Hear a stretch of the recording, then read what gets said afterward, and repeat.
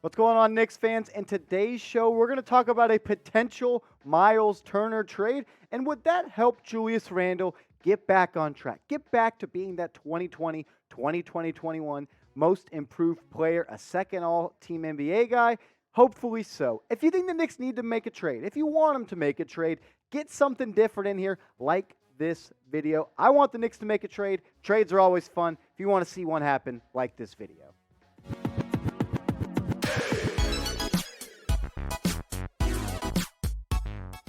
Welcome into New York Knicks Now by Chat Sports. I'm your host, Marshall Green, and we are talking Myles Turner trade rumors. Once again, the Knicks have been long linked to Myles Turner, and with the NBA trade deadline just days away, the rumors are starting to heat up.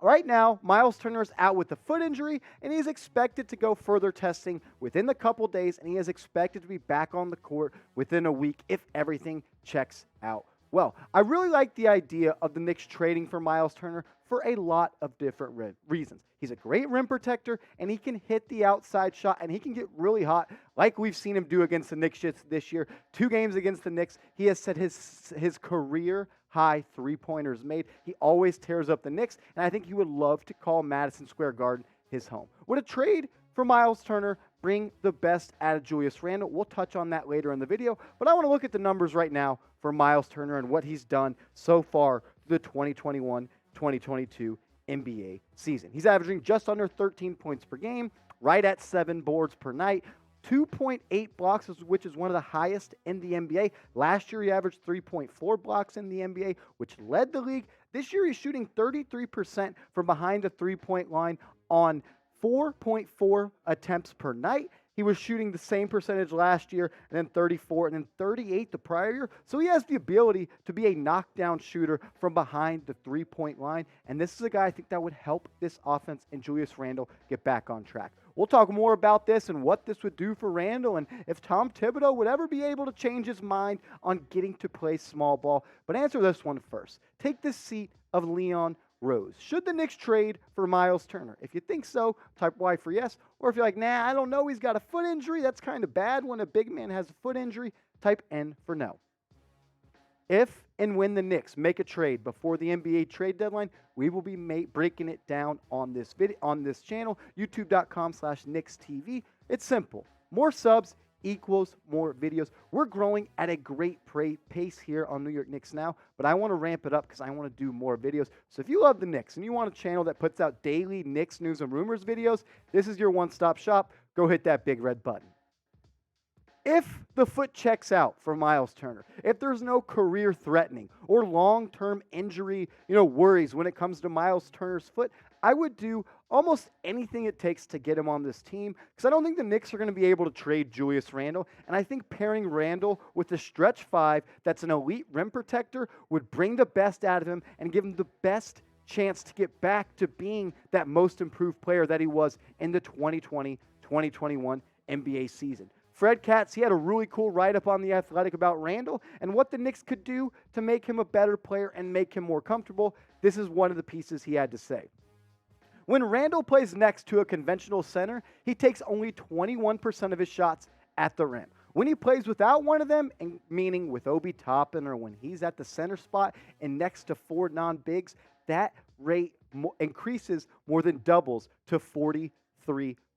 I think it's pretty obvious, but the Knicks' spacing is terrible. They don't have a stretch 5 that can get out to the perimeter and stretch this offense out and provide driving lanes for Julius Randle. Mitch, Nerlens, and Taj Gibson, they don't stretch the floor. They fit the mold of the prototypical Tom Thibodeau defensive-minded 5. They're good in the pick and rolls. They can hang around the rim and catch alley-oops. They're good at protecting the paint. But at the end of the day, this offense suffers when Mitch, Nerlens, and Taj are on the court. It's almost like the Knicks are playing 4-on-5 on the offensive end, and it puts so much more pressure on a guy like Julius Randle to create shots off the dribble instead of just getting downhill and attacking the basket where he is at his best. What about this trade idea? I was thinking about it all day, and I was like, you know what?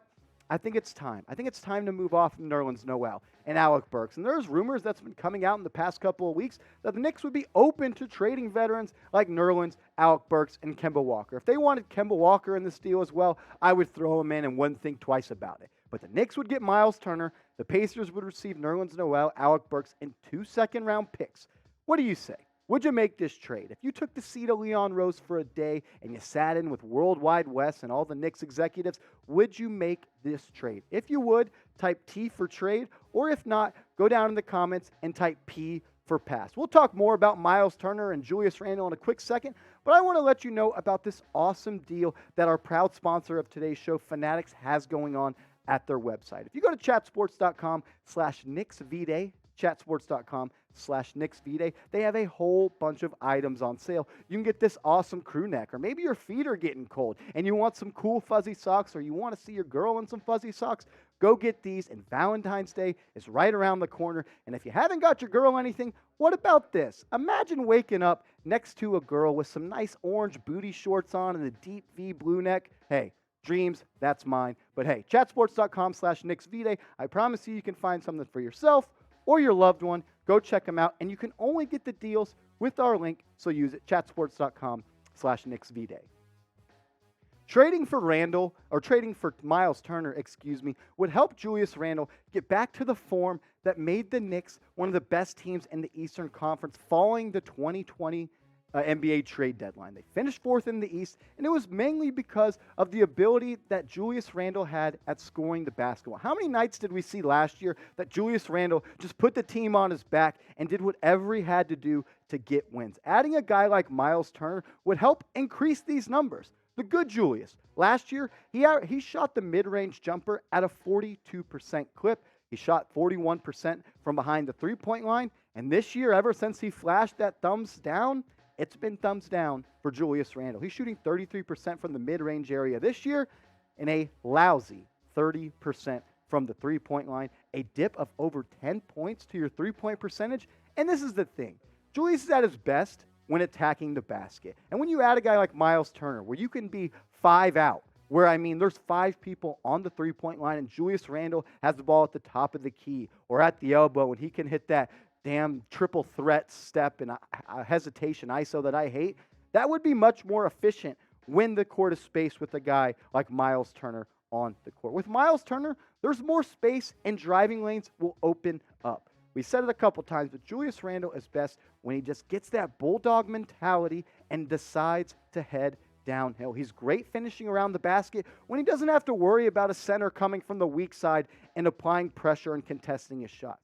When he has a one-on-one look at the basket, he finishes at one of the best rates in the NBA. He's in the upper echelon of that category. But at the end of the day, if the Knicks don't get Myles Turner, I don't expect it to change for the Knicks to go more small ball and play Randle at the 5 with Obi Toppin, which we'll touch on in a quick second. This is what Tibbs had to say about playing small ball.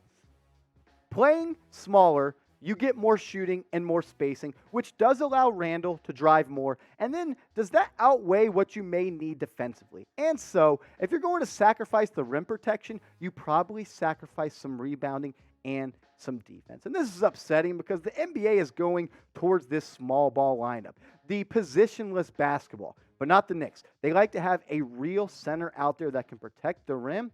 And Thibs' refusal to adapt is maddening at times. You watch late in the fourth quarter, it is hard for the Knicks to get buckets because the paint is just clogged and they just throw the ball to Randle on the elbow and say, hey, go get us a bucket. But this is what I do before I go to sleep every single night. I roll over and I pray Obi Toppin and Julius Randle will play more minutes together. When they're on the court together, the plus-minus for this team is at one of the highest clips in the NBA. Julius can't really play the 5, and neither can Obi, but they are both stretch 4s that can get out in the fast break and convert easy buckets. The numbers that we've brought up on this show, they state that when Obi Toppin is on the floor, this Knicks offense is much better, and it would do so if the Knicks played Obi and Julius more together. On Tom Thibodeau, old dogs don't learn new tricks, and that's just sad because at the end of the day, Tom Thibodeau has been fired from all the spots he's been at prior to the Knicks for the fact that he will not adapt, and I don't see him going to a small ball lineup, but maybe one day Tibbs will roll over and say, hey, if I want to continue to be the coach of the New York Knicks, I have to change my ways. I don't know if it'll happen, but I pray that it does. With all that said, if the Knicks make a trade, if they don't make a trade, they got to start winning games because the playoff window is shrinking and the NBA season is running out. But I want to hear what you got to say on this one. Will the Knicks make the playoffs? If you think they will, type 1 for yes, or if not, type 2 for no.